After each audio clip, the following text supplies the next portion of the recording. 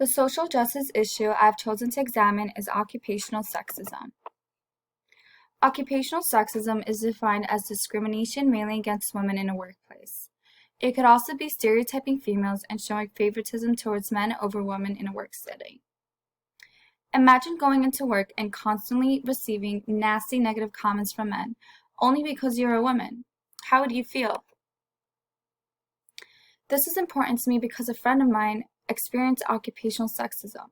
Not only did this lead her to embarrassment, it also affected her morale, caused mental implications, and reduced her motivation to perform her best.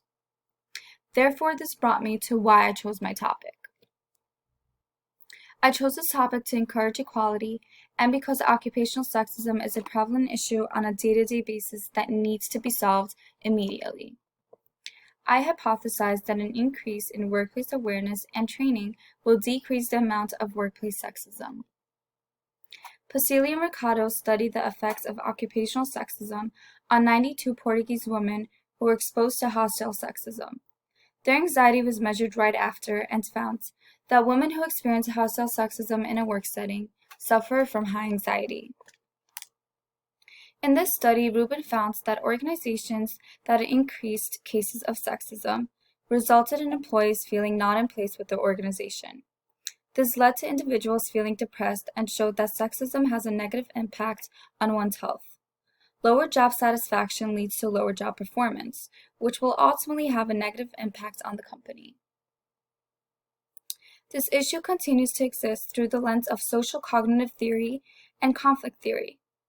Social cognitive theory explains that people observe behavior through others and learn to imitate them. However, the conflict theory explains that men and women have an inherent conflict and struggle for dominance. This can lead to disastrous outcomes to a woman's well-being. This conflict can explain why women often have lower managerial positions than men. Therefore, to eliminate gender bias in a workplace, it is important to educate employees on how to avoid this issue.